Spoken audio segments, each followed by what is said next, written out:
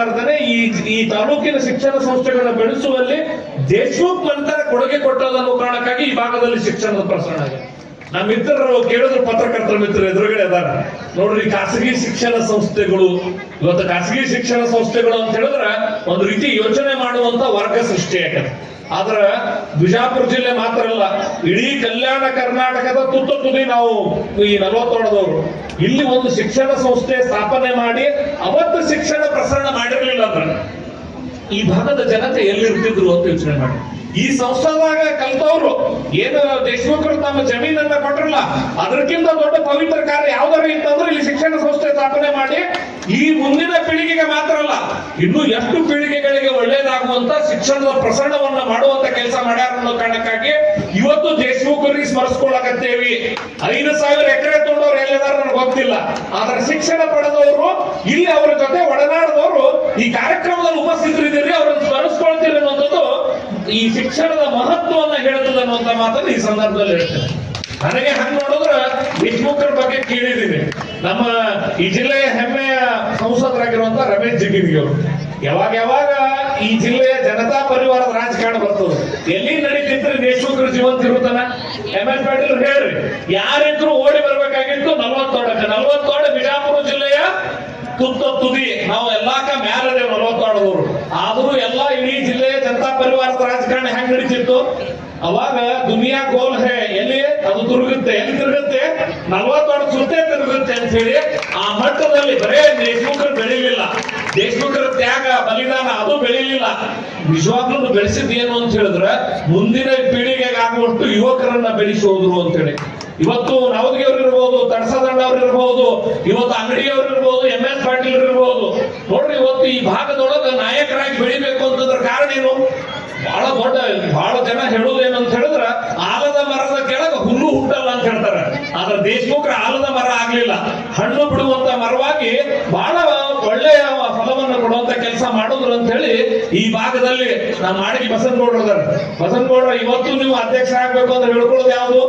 40 ಭಾಗದ ಶಕ್ತಿಯನ್ನ, ಮುದ್ದೇಬೇಳದ ಶಕ್ತಿಯನ್ನ, ಜನತಾದಳ ಜನತಾ ಪರಿವಾರ ಇಲ್ಲಿ ಏನು ಉಳಿದಿತ್ತಂದ್ರ ಅವತ್ತು ದೇಶಮುಖರಂತವ್ರು ಇಲ್ಲಿ ಏನು ಗೊಬ್ಬರ ಹಾಕಿ ನೀರು ಹಾಕಿ ಬೆಳೆಸಿದ್ರು ಈ ಗಿಡವನ್ನ. ಆ ಕಾರಣಕ್ಕಾಗಿ ರಾಜಕೀಯ ಕ್ಷೇತ್ರದೊಳಗೆ ಮುತ್ತು ಸಿಗ್ತದೆ, ಉಪ್ಪು ಕರಗ್ತದೆ, ಅಣಿಕಲ್ಲು ಕರಗ್ತದೆ, ಮುತ್ತು ಯಾವಾಗಲೂ ಕರಗಂಗಿಲ್ಲ. ಮುತ್ತಿನಂತವ್ರು ಒಬ್ಬೊಬ್ರು ಯಾರಿರ್ತಾರೆ ಅಂದ್ರೆ ದೇಶಮುಖರಂತವ್ರು ಮುತ್ತಿನಂತವ್ರು ಬಹುಶಃ ಆಗಿನ ಕಾಲದ ರಾಜಕಾರಣಕ್ಕೂ ಇವತ್ತಿನ ಕಾಲದ ರಾಜಕಾರಣಕ್ಕೂ ತುಂಬಾ ಭಿನ್ನವಾದ ವ್ಯತ್ಯಾಸ. ಆಗಿನವರು ಪ್ರಚಾರ ಬಯಸ್ತಿದ್ದಿಲ್ಲ, ಈಗಿನವರು ಕೆಲಸಕ್ಕಿಂತ ಪ್ರಚಾರ ಹೆಚ್ಚು ಬಯಸ್ತೀವಿ ನಾವು. ಆಗಿನವರು ಒಂದು ಹಣ ತಿನ್ನಬೇಕು, ಒಂದಿಷ್ಟು ದುಡ್ಡು ತಿನ್ನಬೇಕು ಅಂದ್ರೆ ಅದಕ್ಕೆ ಬಿಚ್ಚು ಅಂತ ಕರಿತಿದ್ರು, ಚೋಳ ಅಂತ ಕರಿತಿದ್ರು. ಆಗಿನ ಕಾಲದ ರಾಜಕಾರಣಕ್ಕೂ ಇವತ್ತಿನ ಕಾಲದ ರಾಜಕಾರಣಕ್ಕೂ ಬಹಳಷ್ಟು ಇರುವ ವ್ಯತ್ಯಾಸ ಇರೋದ್ರಿಂದ ರಾಜಕಾರಣದಲ್ಲಿ ಬಹಳಷ್ಟು ವಿಪ್ಲವಗಳು ನಡೀತಾ ಹೋಗ್ತಿವೆ. ರಾಜಕಾರಣ ಇವತ್ತು ಶಾಶ್ವತ ಅನ್ನೋದು ಯಾರಿಗೂ ಉಳಿದಿಲ್ಲ. ಬಿಡಿ ಜೊತೆಯವರು ಈ ತಮ್ಮ ಟೆಲಿಫೋನ್ ಬಿಲ್ ಕಟ್ಲಾರಕ್ಕ ಶಂಕರ್ ಬಿದರಿಯವರು ಅವರು ಫೋನ್ ಬಿಲ್ ಕಟ್ಟಿದ್ರು ಅಂತ ಹೇಳ್ಕೊಂತಾರ ಅವ್ರ ಒಂದು ಭಾಷಣದಲ್ಲಿ.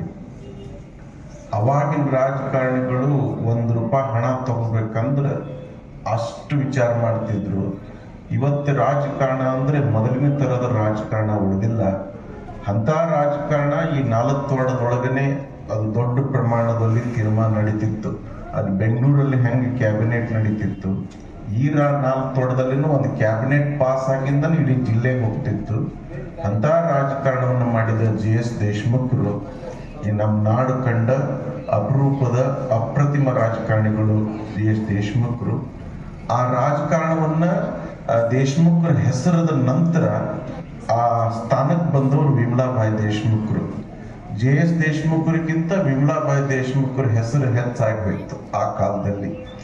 ಅದನ್ನು ಹೆಚ್ಚಿಗೆ ಅಸ್ತಿತ್ವಕ್ಕೆ ಬೆಳಕಿಗೆ ತಂದವರು ಅಂದ್ರೆ ಒಂದು BM ಅಂಗಡಿಯವರು, 2 ಮಾಂತಪ್ಪ ಗೌಡ್ರು. ಆ ಕಾಲದಿಂದ ಇವೆರಡೂ ನಾಣ್ಯದ ಮುಖ. BM ಅಂಗಡಿಯವ್ರ ಹೆಸರು ಕೇಳಿದ ತಕ್ಷಣ ಮಾಂತಪ್ಪ ಗೌಡ್ರ ಹೆಸರು ಹೇಳ್ತಿತ್ತು. ಇವತ್ತಿಗೂ ಅವ್ರ ಹೆಸರು BM ಅಂಗಡಿಯವರು ಇವತ್ತು ನಮ್ಮ ನಗಲಿ ಹೋದ್ರೂ ಕೂಡ ಆ ದಾರಿ ಒಳಗೆ ಮಹಾತ್ಮ ಗೌಡರು ಅದನ್ನು ಮುನ್ನಡೆಸ್ಕೊಂಡು ಅವರೊಂದು ಸ್ಮರಣೋತ್ಸವವನ್ನ ಆಚರಣೆ ಮಾಡ್ಕೊಂತ ಹೊಂಟಾರ. ಅದರ ಜೊತೆಗೆ ಮುತ್ತು ಸೌಕಾರ ಆಗಲಿ, ಗುಂಡು ಸೌಕಾರ ಆಗಲಿ, ಇವರೆಲ್ಲರೂ ಕೂಡ್ಕೊಂಡು ಇಲ್ಲೊಂದು ಪುಣ್ಯತಿಥಿಯನ್ನು ಆಚರಣೆ ಮಾಡಕತ್ತಾರ. ನಾನು ನಿಮ್ಮ ಜೊತೆ ಬಹಳಷ್ಟು ವಿಷಯಗಳನ್ನ ಹಂಚ್ಕೋಬೇಕು. ಅರುಣ್ ಶಾಪುರ್ ಅವ್ರು ಮಾತಾಡಿಂದ ಬಹುಶಃ ಯಾರ ಮಾತು ಅವಶ್ಯಕತೆ ಇಲ್ಲ ಅಂತ ಅನಿಸ್ತದೆ. ಎಷ್ಟು ಕಾಮನ್ ಸೆನ್ಸ್ ಅಂದ್ರೆ ಅರುಣ್ ಶಾಪುರ್ ಅವ್ರಿಗೆ ಆ ಮಾತನಾಡುವ ರೀತಿ, ಅವ್ರ ವಿಷಯಗಳನ್ನ ಮಂಡಿಸುವ ಬಗೆ ಇದೆಯಲ್ಲ, ಎಂಥವ್ರಿಗೂ ಬಡವ್ರ ಮಕ್ಕಳು ಯಾಕೆ ಕಲಿಬೇಕು? 1,50,00,000 ಅದ ರೀ ಏನೋ ಇವ್ರ ಪ್ರವೇಶ ಫೀಸ್, ಆಮೇಲೆ ವರ್ಷದ ಖರ್ಚು ಬೇರೆ, ಊಟದ ಖರ್ಚು ಬೇರೆ, ಔಷಧ ಖರ್ಚು ಬೇರೆ. ಮತ್ತು ಇದ್ರೊಳಗೆ ಬಡವರಿಗೆ ಏನಾದರೂ ಆಸರೆ ಸಿಗಂಗೈತೇನೋ ಇಲ್ಲ. ಬಾಗಲಕೋಟೆ ಭಟ್ರು ಅದಾರೆ, ಅವರು 1,50,00,000 ಬೇಡ್ತಾರೆ. ಇಲ್ಲಿ ಬಾಡಗಂಡಿ ಅವರು 1,50,00,000 ಬೇಡ್ತಾರೆ. ಇನ್ನ ಎಲ್ಲ ಕಡೆ ಅದಾವ. ಅದ್ರ ಸಲುವಾಗಿ ಯಾವ 40 ವಾರದಲ್ಲೇ ನಿಮ್ಮ ಕಾಲ ಮೆಂಚಿಲ್ಲ, ಇನ್ನೂ ಕಾಲ ಅದ, ಟೈಮ್ ಅದ. ಆ ಟೈಮ್ನಲ್ಲಿ ಏನೈತೆ ಅನ್ನೋದನ್ನ ಏಕಾಂತ ಕೂತ್ ಹೇಳ್ತಾನೆ, ತಿಳ್ಕೊಂಡು ಹೇಳಿ ಮಾತಪ್ಪನವ್ರೆ. ಇಂಥ ಸಮಯದೊಳಗೆ ನೀವೆಲ್ಲ ಕಳ್ಕೊಂಡು ನೀವೆಲ್ಲ ಅಟ್ಟೆ ಉಳ್ಕೊಂಡ್ರೆ ಅದ್ರ ಮುಂದೆ ಹೆಂಗಾಗ್ಬೇಕು? ವಿದ್ಯಾಸಂಸ್ಥೆ ಈ ಭಾಗದಾಗ ಪೂರ್ವ ಭಾಗದಾಗ ಬೆಳಿಬೇಕು ಹೆಂಗ? ನಾವು ಇದುವರೆಗೂ ದೇಶಮುಖರ ಸ್ತೋತ್ರ ಮಾಡಿದೆವು, ವಿಮಲಾವರ ಹೆಸರು ಹೇಳಿದೆವು. ಅವ್ರು ಮುಂದುವರಿತಕ್ಕಂಥ ಕೆಲಸಗಳನ್ನ ಮುಂದೆ ಮಾಡ್ಬೇಕಿಲ್ಲ. ಮುಂದೆ ಮಾಡ್ಬೇಕಂದಾಗ ಅವ್ರ ಹೆಸರು ಗಾಯ ಬೆಳಿಬೇಕಲ್ಲ. ಒಂದು ಮೆಡಿಕಲ್ ಕಾಲೇಜು ಅಥವಾ ಮೆಡಿಕಲ್ ಕಾಲೇಜಿಗೆ ದುಡ್ಡು ಬಾಳ್ಬೇಕಂತ ತಗೋಬೇಕಾಗಿತ್ತು. ಈ ಸಭಾ ಕಾರ್ಯಕ್ರಮ ಏನೈತಲ್ಲ ಬಹಳ ದೊಡ್ಡ ಪ್ರಮಾಣ ಮೇಲೆ ಆಗ್ತದೆ. ಈಗ ಹುಡುಗರಿಗೆ SSLC ಪರೀಕ್ಷಾ ಮಾಡಿದವರಿಗೆ ಸನ್ಮಾನಗಳು ಮಾಡಿದ್ರಿ, ಇದು ಬಹಳ ಒಳ್ಳೆಯ ಕೆಲಸ. ಅಷ್ಟೇ ಅಲ್ಲ, ಧನ ಸಹಾಯನೂ ಮಾಡಿದ್ರಿ. ಇದನ್ನು ನೋಡಿ ತುಂಬಾ ಸಂತೋಷ ಆಯಿತು. ಆದ್ರೆ ಈ 4 ವಾರ ಕೂಡಲೇ ಶ್ರೀಮಂತರಲ್ಲ, ಅವ್ರು ಇಲ್ಲಿಂದ ತಗೊಂಡು ಹೋಗೋದು ಕಂಬಳಿ ಇನ್ನೂವರೆಗೆ ಐತೆ, ಅವ್ರ ತೊಟ್ಟ ಅಂಗಿ ಇನ್ನೂವರೆಗೆ ಐತಿ. ನೆಲೆ ಸೊಲ್ಲಾಪುರದಾಗ ಅದ. ಅವರು ಎಷ್ಟು ಪ್ರಸಿದ್ಧ ಆದ್ರು, ಎಷ್ಟು ಕೆಲಸ ಮಾಡಿದ್ರು, ಎಷ್ಟು ತಪಸ್ಸುಗಳಾದ್ರು, ಸಂಸಾರಿಗಳವರು. ಆ ಶರಣದಿಂದ 4 ವಾರ ಎಲ್ಲ ಕಡೆಗೂ ಬಹಳ ದೊಡ್ಡ ಪ್ರಮಾಣ ಮೇಲೆ ಹಳ್ಳಿ ಪಟ್ಟಣಗಳಲ್ಲಿ ಭಕ್ತಿಯಿಂದ ಬೆಳೆದ್ಬಿಟ್ಟು ಅವರು ಆದಷ್ಟು ಬಸವಪ್ರೇಮಿಗಳು, ಬಸವನ ಮೇಲೆ ಬಹಳ ವಿಶ್ವಾಸ, ಬಸವನ ಪಾರಾಯಣ ಮಾಡ್ತಿದ್ರು. ಆ ನಂತರ ಇಲ್ಲಿ ದೇಶಮುಖರು ತಮ್ಮ ತಮ್ಮ ಇತಿಹಾಸವನ್ನ, ಈಗ ಒಬ್ಬರು ನಮ್ಮ ಟೀಚರು ಆ ವಂಶಾವಳಿ ಹೇಳಿದರು, ಮತ್ತು ಅವ್ರ ಲಗ್ನ ಆದ್ದು ಹೇಳಿದರು, ಅವ್ರಿಗೆ ಎಷ್ಟು ಮಂದಿ ಹೆಣ್ಮಕ್ಳು ಶಬ್ದನೂ ಹೇಳಿದರು. ಅದನ್ನೆಲ್ಲ ಕೇಳಿ ಭಾಳ ಸಂತೋಷ ಆಯಿತು. ಆದ್ರೆ ನಮ್ಮ ಈ ಪಶ್ಚಿಮ ಭಾಗದ ಕರ್ನಾಟಕದಲ್ಲಿ ವಿಜಯಪುರ ಜಿಲ್ಲಾ ಹಿಂದುಳಿದದ ಅಂತ ಅನ್ಸಾಕೈತೆ. ನಾನು ಪಶ್ಚಿಮ ಪೂರ್ವ ಭಾಗ ಇದೆ, ಪಶ್ಚಿಮ ಅಂದ್ರೆ ಬಿಜಾಪುರ, ಹೌದಾ? ಇಲ್ಲಿ ಎಲ್ಲ ನೀವೆಲ್ಲ ಕುಡ್ಕೊಳ್ಳೋದು ಕೆಲಸ ಮಾಡಬೇಕಾಗಿತ್ತು. ಈಗ ಗಣ್ಯಮಾನ್ಯರೇ ಮಹಂತಗೌಡರು ಇದ್ದಾರೆ, ಮಹಂತಪ್ಪನವರು ಇದ್ದಾರೆ, ಬಸವನಿಗೆ BM ಪಾಟೀಲ್, BM ಇದ್ರು. ಇವರೆಲ್ಲ ಕುಡ್ಕೊಂಡು ಇಲ್ಲಿ ಒಂದು BEd ಕಾಲೇಜೂ ಆಗ್ಯದ, ಹಲವಾರು ಕಾಲೇಜ್ ಸಂಸ್ಥೆಗಳು ಆಗ್ಯಾವ. ಇನ್ನು BA MS ಅಥವಾ ಮೆಡಿಕಲ್ ಕಾಲೇಜು ಆಗಬೇಕಾಗಿತ್ತು.